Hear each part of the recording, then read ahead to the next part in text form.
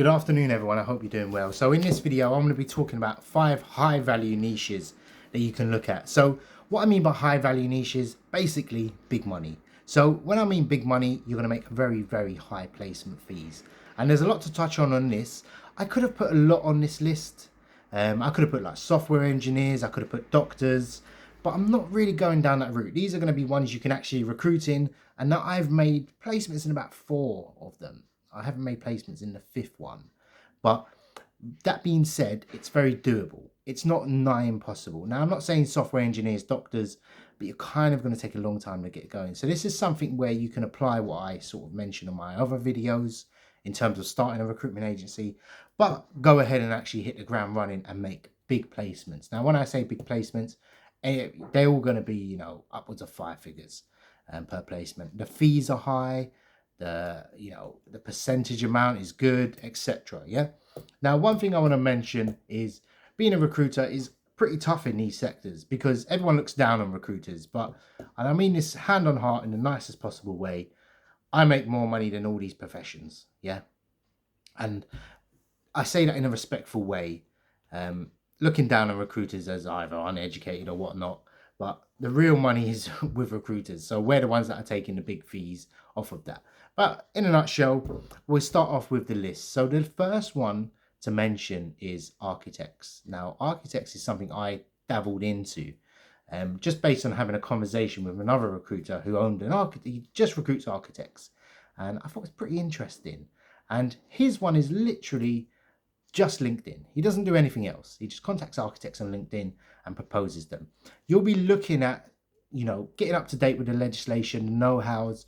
Architects typically leave university, they work 2 years, and then they go freelance. Now, what happens is they earn a lot more money working freelance. And the general cycle is they start working freelance, a few years, they make big money, and then they start their own firm. Yeah. And then they begin to hire people. So you're going to be speaking to architects. You're not really necessarily going to be speaking to just business owners that happen to own an architecture firm. You're going to have to know your stuff if you go into this. And architecture can be a bit complex. If you know your stuff, you can get in contact with them. Now, I was very surprised at the amount of architects that were applying for jobs as well. Because typically these sectors, I think architecture is the only one that actually had applicants come through. So the reason you have applicants, it's very cash heavy. So salary is the deciding factor with architectures. So if you can find a firm that's paying good, yeah, maybe even offer them a good fee so they can pay a higher salary, you can typically make placements. You'll be looking at anywhere from like 9,000 upwards of 15,000 per placement. So really and truly, you can do a couple a year, and then you'll be well on your way to starting a good agency. Most of it will be contacting on LinkedIn. In fact, all of these, you'll be contacting candidates mainly on LinkedIn. Obviously advertise, but I say this with an open mind. You're going to be building relationships. These are going to be long-term funnels rather than, hi, do you need a job? Oh yeah, it's 2K salary more. I'll move over. It's closer to home.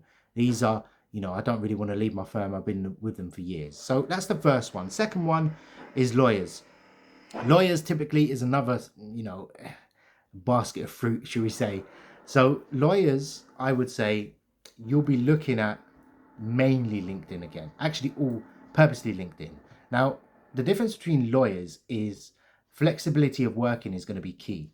Now, lawyers typically work I think they're one of the top professions that work the most hours and, unpaid hours. So the number one thing at the forefront of that is flexibility of working. So if you can propose a good job for them, and typically you're going to find, candidates are warming to you well. It's, mass connections on LinkedIn, talking to people, getting conversations out there. There are some big firms that you may or may not be able to get into ever. But there's a lot of law firms in the UK. You can just literally Google it and you can see how many law firms there are out there. And the same thing applies. You're going to be talking to lawyers, know your stuff. Now, the good thing with law or solicitors, lawyers, you can branch into, paralegals. That can be your sort of quick fills. And then you can move on to, really senior positions as well, like partners in law firms. And they can typically, warrant salaries of 6 figures upwards. So big fees on those.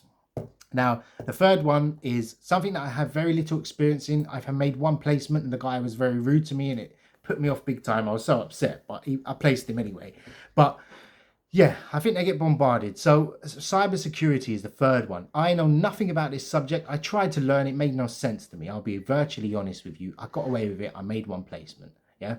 And I done that to sort of see what the market looks like. And with cybersecurity, they're at the stage, I mentioned about architecture firms. Everyone's freelance. Nobody really knows what they're doing. The people hiring don't know what they're doing. It's a very new sector. But you'll go on a job board and you won't really see too much on cybersecurity. You might see 2,000 jobs or 1,000 jobs, which is very small. But it's a sector that's absolutely growing phenomenally. Now, I expect a lot of IT firms will be incorporating this, and recruitment agencies will be incorporating this into their sort of, this is our, we offer cybersecurity recruitment. Now, with cybersecurity, you can recruit anywhere. You can recruit across Europe. The United States is a fantastic market. And typically, if you know your stuff and this is a subject you feel like, yeah, I can bring, my recruitment skills, or I've got an IT background and I've got general, I can talk well and I can come across good and I know my stuff. Typically, cybersecurity is really good. Now, be very aware it's a very hostile environment for recruiters, the IT sector. That's one of the reasons I don't really like it. It's constantly being bombarded from, overseas recruiters, being, freelancing. They're just bombarding candidates. So when candidates get messages from you, they're just typically, very put off. All of these on this list, send voice notes. Don't send copy and paste messages. Voice notes work really well on LinkedIn. You will stand out. You'll show your human side. It's really, really effective. I would typically use that. I've just noticed I'm really out of angle with this camera, but who cares? It's the knowledge, not me, you're looking at. So fourth one is kind of like a really interesting one. It's dentists. Dentists are a really, really interesting one. Typically, dentists usually own their own practice, but they actually hire. And all dental surgeries are private in the UK. So it's in healthcare, but it's private. Yeah. There are NHS dentists, etc. Most of them are very private. Dentists are an essential part of the business, the healthcare sector. And it's very underserved. COVID took a massive hit. You probably win business very easy with this. Winning dentists, no, it's not, as easy, but you'll be surprised. People do actually still apply. And if dentistry is something you want to look at as a high value niche, yeah, it could be a good one. There's not really too much to say on that. LinkedIn will be your best friend. Job applications. I mean, with all of these, just post some job applications, test the market. If you don't like it, you don't like it. Now, the fifth one is very interesting. This is one I haven't made a placement in, but I'm really, really interested in it. And I'll tell you why. Aviation. So pilots. I done some research before I made this video, and there's a lot of bloody jobs for pilots. The travel sector is moving very, very. I worked for a company. They were a private jet company, so it's very affordable. You could charter a private jet. You might get 3 or 4 other people on there, and you could fly to your destination. You don't have to check in or anything. It's like 2,000, I think. Some of the pricing works. If you want to fly to Spain, you get maybe 8 other people on the plane, yeah, and you'll share the fee. So you charter it, you share the fee, sort of like crowdfunding. So you just rent it essentially, and that's taking off. And the jet price, has sort of dropped as well. So it's becoming more mainstream. Yeah. So these little private hire companies are hiring up. It's really good. You don't have to you send a picture of your passport and you just show up on the tarmac and you just take off. So there's not really too much security clearance. So it's really good for busy professionals. And it used to be 40. Some jets are like 40,000, but actually you can get it really good. So I work for a company called Private Fly, and I was recruiting for customer service people, but I was astounded. They were always looking for pilots. And they did ask once, and I was like, not really. I don't know what I'm looking at. So pilots, aviation is a good one. And if you ever dreamed of becoming a pilot, maybe you can become a recruiter that recruits pilots. I can't name you the top of my head anyone that's even talked about recruiting pilots. I don't know if that's, this is the unexplored one on the list. But looking at it, I think it's very doable. I think it's something it's like a sexy little niche, and God knows how much pilots earn. I think they're only, starting 60, 80, 100K, that sort of range. You could probably get away with charging 20% if you can find a good pilot. Now, the other thing to mention is pilots are trained internally by, big airlines, and it costs a lot to become a pilot. So typically, you wouldn't become a pilot unless you've got a job lined up or you've got some sort of apprenticeship. So typically, some airlines overwork their staff. So can you give them the option to look elsewhere? Can you talk to these private jet companies? Could you get in with a big airline? And is there a specific? There's no specific license to actually recruit anyone in the UK. So typically, in the US, you might need a license, or you do need a license. But in the UK, it's fair game. It's unregulated. There's no regulation around it. Anyone can recruit in any sector. So don't let that put you off. So just to summarize, architecture, good little niche. You'll be looking at learning about architecture as well, where the jobs are. There's all different types of architects as well. Lawyers, yeah, it's it's a LinkedIn fest. You'll find that a lot of lawyers are very active on LinkedIn as well, because a lot of them are soliciting business as well, believe it or not.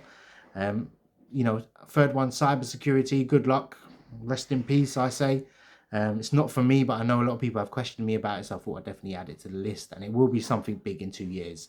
That goes with AI as well. Dentists is a really good one. If you can attract dentists, stick some adverts out, you might be able to pull some personal contacts as well in that. And it is very referral based. Dentists know dentists, etc. And then pilots, fifth one, if you're feeling like a wild card and you just want to take a little gamble on that, set up an agency for pilots. And if anyone sets up a pilot agency, let me know how it goes. Even I might give it a little go if I get any time. But hope you enjoyed the video. These are high value niches. You'll be typically making big money in it.